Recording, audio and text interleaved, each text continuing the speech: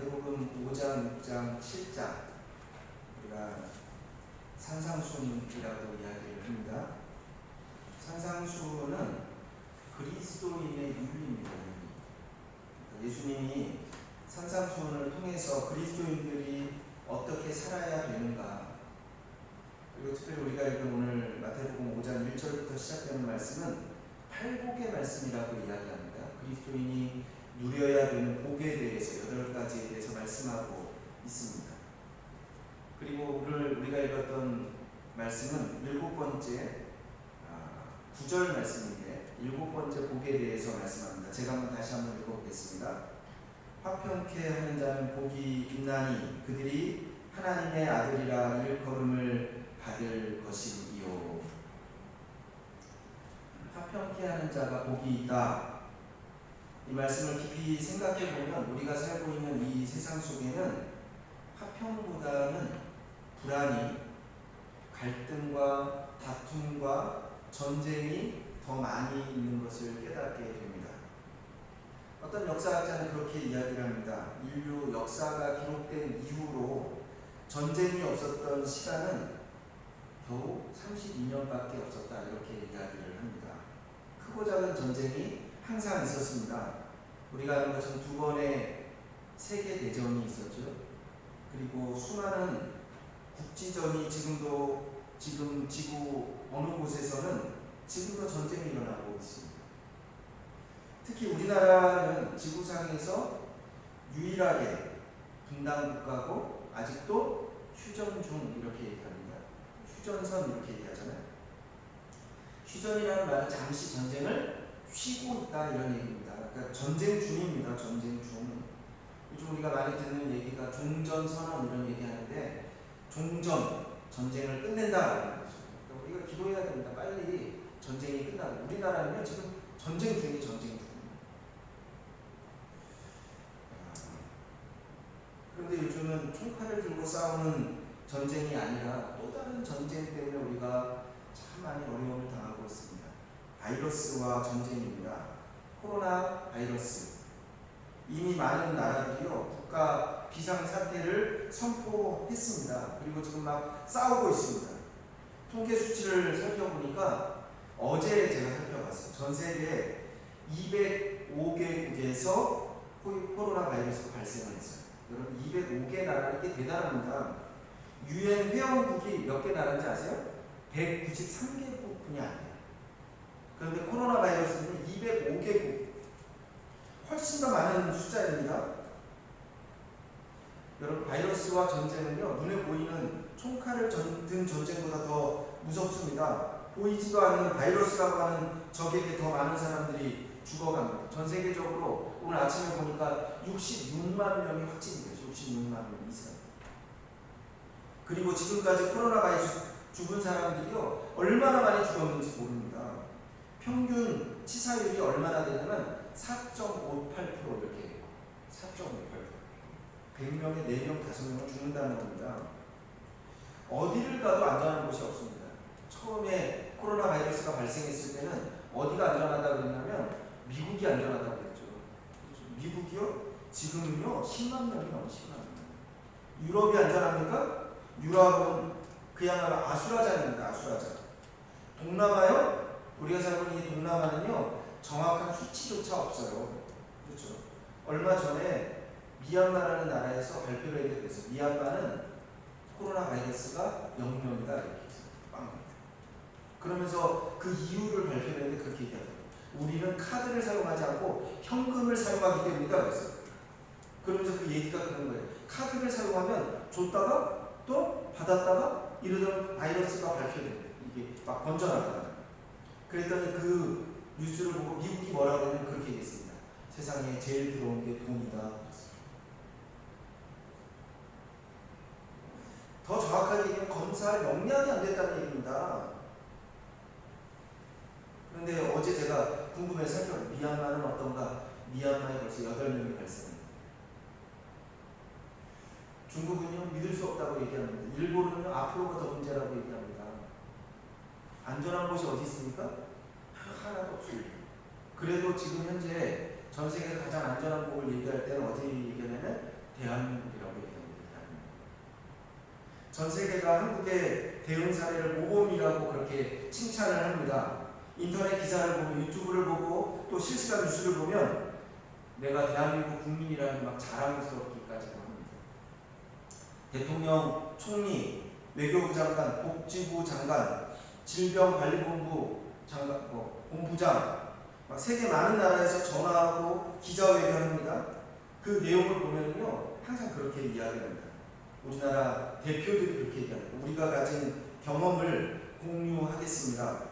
도움이 필요한 나라들을 최대한 돕겠습니다.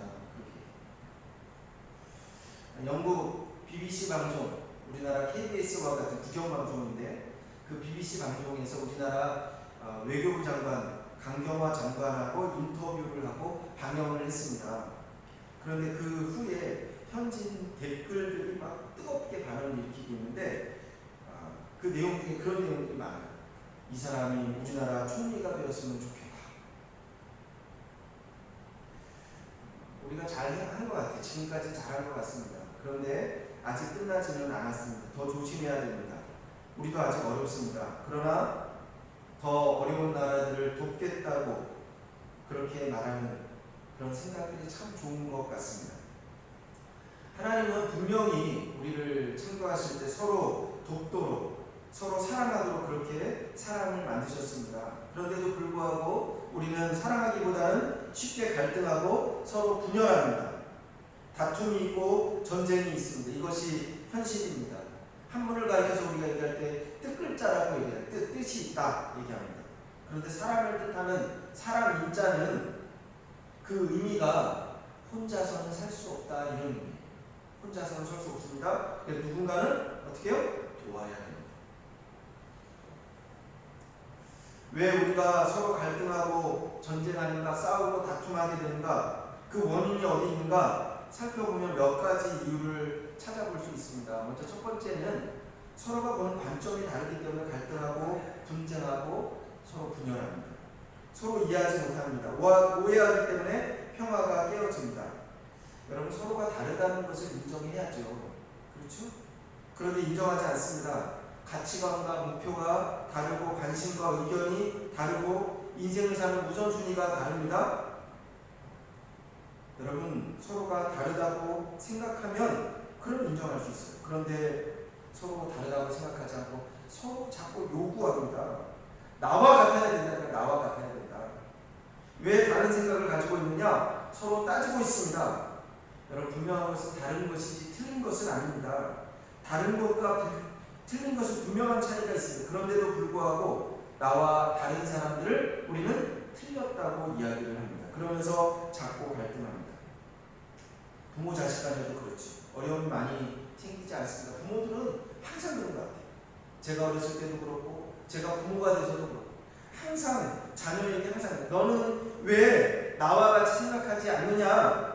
내가 너만 할 때는 이렇게 했는데 너는 왜 다른 길로 가느냐? 왜 틀리게 사느냐? 자꾸 꾸짖습니다.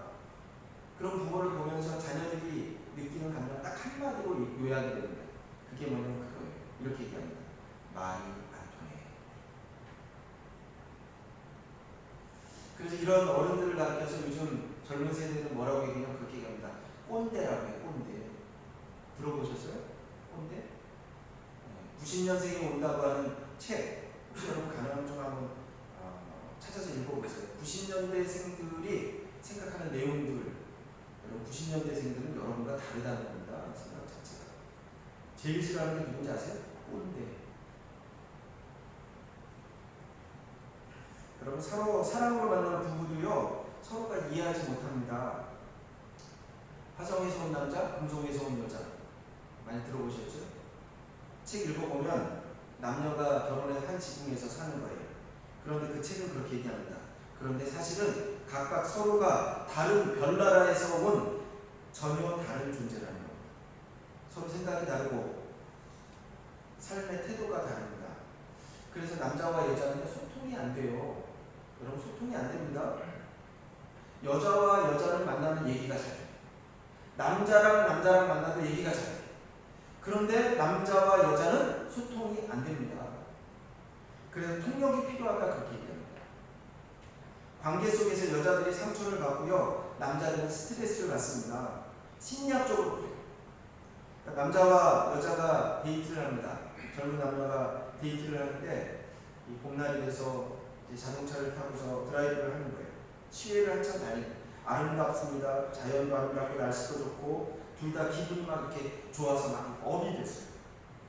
그런데 그렇게 막 보고 있다가 여자가 막 흥얼거리다가 남자에게 이야기를 합니다. 자기 커피 마시고 싶지 않아? 그렇게 얘기합니다. 그러니까 남자가 그 여자 이야기를 듣고 얘기합니다. 아니 괜찮아. 한참을 가다 보니까 분위기가 이상합니다. 남자가 운전하다가 보니까 분위기가 이상합니다. 여자를 바라보니까 뭔지 모르는데 화가 막 이렇게 잔뜩 났어요. 왜 그래? 무슨 일이야? 이렇게 물어봤어요. 그랬더니 여자가 얘기합니다. 아까 내가 커피 마시고 싶다고 했는데 들은 척도 안 했잖아. 남자가 당황합니다. 언제? 언제 커피 마시고 싶다고 했어? 나한테 커피 마시고 싶지 않냐고 물은 거 아니었어? 여자가요, 한 말도 안 가만히 남자를 쳐다보는 거예요. 속으로 얘기하죠. 이 둔한 인간아, 그 정도만 하면 알아들어야지. 내가 이런 사람과 결혼해서 함께 살 수 있을까? 근데 남자도 속이 터져요. 속으로 그렇게 생각합니다. 아니, 커피가 마시고 싶다 싶으면 커피 마시고 싶다고 얘기를 해야지. 자기 커피 마시고 싶지 않아? 그러면 어떻게 내가 커피 마시고 싶다고 얘기하는 건지 내가 어떻게 알겠어? 그런데 서로가 다르다는 것을 인정하지 않습니다. 자꾸 충돌이 생깁니다. 서로 다른 것을 인정할 수가 있어야 됩니다. 인정하지 않기 때문에 갈등하는 겁니다. 서로가. 제가 이번에 자카르타에서 격리하고 왔잖아요. 14일간 2주간 격리할 때 그때 거기서 함께 격리했던 분 중에 누가 있었냐면 인도에서 오신 선교사님 부부가 함께 있었어요. 이분들이요, 그 집에서 격리 중에 있었는데 60이 가까운 분들입니다. 그런데 그렇게 얘기합니다. 아직도 둘이 만나면 그렇게 싸워요. 근데 이번에 인도네시아에 와서 한 가지 깨달았대. 그게 뭐냐고 같이 이제 식사하면서 얘기하는데 그렇게 얘기하더라고요. 우리가 이제 깨달았는데 우리가 서로 다르다는 것을 이제 깨달았습니다. 벌써 산지가 벌써 오래 사는 60이 다 됐는데 이제서 비로소 인정하기 시작했다는 겁니다. 두 번째로 왜 우리가 이렇게 싸우고 전쟁하는가? 우리가 사용할 수 있는 제한된 자원 때문에 그렇습니다. 우리가 레드오션, 블루오션이라는 얘기를 많이 하죠. 그렇죠? 블루오션은요, 한이 없는 거예요. 레드오션은 제한되어 있는 거. 세계 도처에서 전쟁이 일어나고 있습니다. 전쟁이 일어나는 많은 이유들이 있지요. 명목도 있고. 그런데 가만히 들여다보면 진짜 이유는 따로 있어요. 그게 뭔지 아세요? 바로 경제적입니다. 경제. 돈 때문에. 에너지 전쟁. 자원은 제한되어 있는데 수요는 끝이 없어요. 이것 때문에 민족 간, 나라 간 치열한 갈등과 전쟁이 일어나는 것입니다. 영국 경제학자 멜서스라고 하는 사람이 벌써 1798년에 인구론이라는 책을 통해서 그렇게 이야기합니다. 인구는 멸망할 것이다. 그러면서 이렇게 얘기합니다. 인구 숫자는 기하급수적으로 늘어나는 데 반해서 식량 생산은 산술급수적으로 늘어난다. 그래서 결국은 식량 생산이 인구 증가를 따라잡지 못하기 때문에 결국은 인류는 전쟁하고 멸망할 것이다. 그렇게 예언을 했습니다. 여러분, 이건요 성경 속에도 나옵니다. 이런 갈등은 창세기 13장에 보면 아브라함과 조카 롯의 이야기가 나오잖아요. 함께 살았어요. 함께 갈대아 우르에서 나와서 함께 애굽에 내려가고 함께 가나안으로 들어오고. 그런데요, 어느 날 하인끼리 서로 막 싸우는 거예요. 분쟁합니다. 왜냐하면 함께 살기에 땅이 너무 좁습니다. 둘 다 목축업을 하는데 가축 먹이기에 풀이 부족합니다. 풀이 부족해요. 그래서 결국은 목자들끼리 싸움이 일어납니다. 그러니까 아브라함이 롯을 불러서 이렇게 제안합니다. 우리는 한 친족이라 너나 나나 내 목자나 서로 다투게 하지 말자. 내 앞에 온 땅이 있지 아니하냐. 나를 떠나라. 내가 좌하면 내가 우하고 네가 우하면 내가 좌하리라. 여러분 그래서요 서로 나누어지면서 분쟁이 끝나게 됩니다. 요즘은 사재기에 대한 뉴스가 그렇게 많아요. 이유가 뭡니까? 부족입니다. 부족. 저는 요번에 이 코로나 사태를 보고 참 이해가 안 되는 게 몇 가지가 있어요. 아마 여러분 똑같을 것 같아요. 사재기가 일어나는 것까지는 이해가 되는데 사재기의 제일 큰 품목 중에 하나가 뭐냐면 화장지예요. 화장지. 전 세계적으로. 저는 이게 왜 코로나 바이러스 때문에 사람들이 사재기를 하는데 도대체 화장지를 저렇게 사재기를 하고, 여러분 인터넷 보면은요 막 화장지 때문에 서로 더 많이 갖겠다고 머리 막 잡고 싸우는 그런 영상도 있습니다. 제가 너무너무 궁금해서 그래서 찾아봤더니 그렇게 설명이 되더라고요. 풍족한 생활을 유지하기 위해서 화장지를 사재기한다. 그러면서 이렇게 나와 있습니다. 사람들은 이것이 사람다운 삶의 최소한의 기준이라고 생각하고 집착하기 때문이다. 이렇게 나와 있습니다. 여러분 걱정합니다. 한정되어 있습니다. 그럼 싸움이 일어나죠.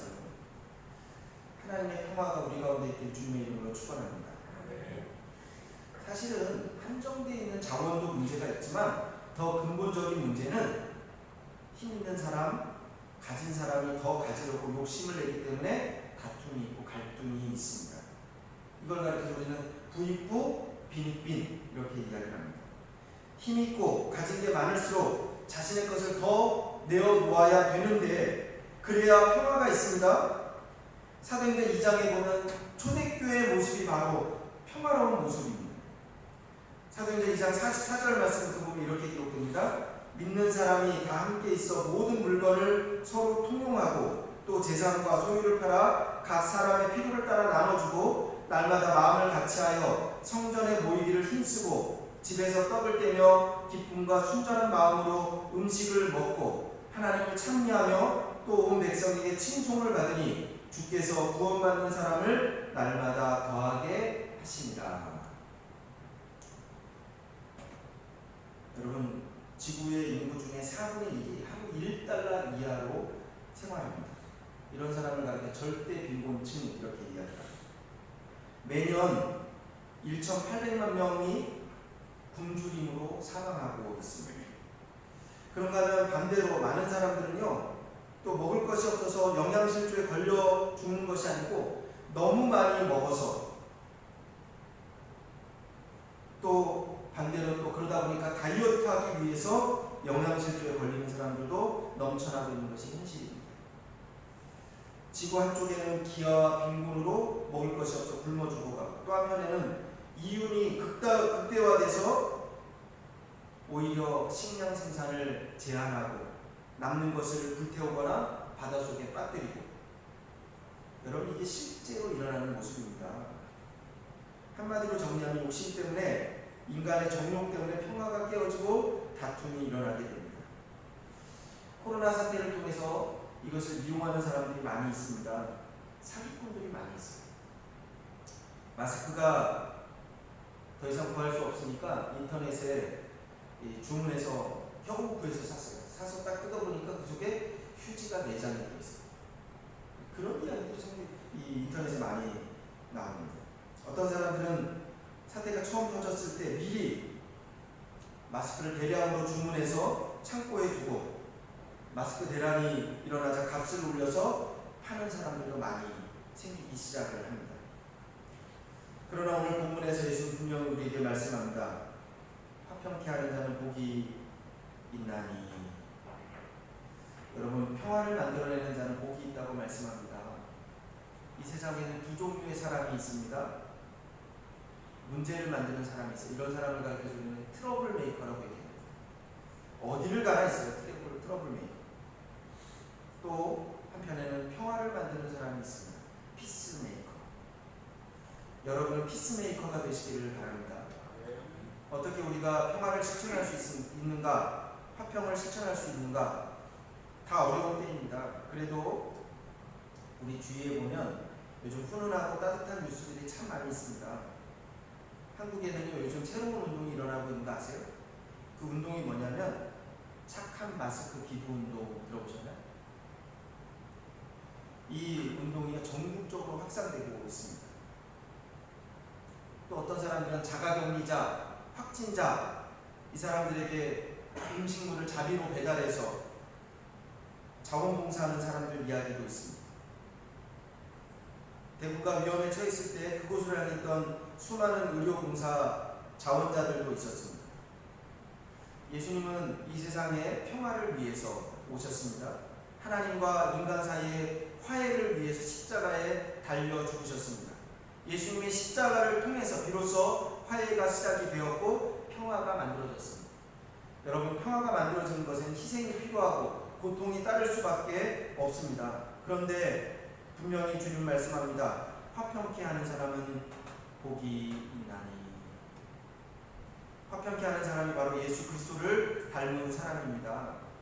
사복음서의 주제, 우리가 성경에 주제가 있다고 얘기하는데 사복음서의 주제를 얘기할 때 마태복음, 마가복음, 누가복음, 요한복음을 얘기하면서 주제가 무엇인가? 이 사복음서의 주제는 딱 하나입니다. 그게 뭐냐면 제자도예요. 제자. 제자도는 그겁니다. 예수님처럼 살자. 화평케 하는 사람, 평화를 이루는 사람 복이 있습니다. 하나님의 아들이라 일컬음을 받을 것이니. 여러분, 평화를 만드는 사람, 화평케 하는 사람이 완벽한 사람이라는 얘기는 아닙니다. 똑같이 갈등하고 문제도 있고 연약함도 있고 부족함도 있습니다. 그런데 문제가 아무리 어렵고 힘들지만 그럼에도 불구하고 예수 그리스도를 닮아서 예수님의 마음으로 화평케 하는 사람이 되어야 됩니다. 분명한 것은요, 여러분, 우리를 통해서 이 땅 가운데 화평이 이루어질 수 있습니다. 평화를 위해서 노력해 보셨습니까? 우리가 화평케 하는 일에 관심을 가지고 화평을 심으려고 노력할 때 평화의 사람이 될 수 있습니다. 항상 그런 얘기. 수영의 법칙 아세요? 수영의 법칙. 수영을 처음에 어떤 사람이 수영을 하는가 가만히 봤더니 수영을 완벽하게 배워서 물에 뛰어드는 사람은 한 사람도 없습니다. 아세요?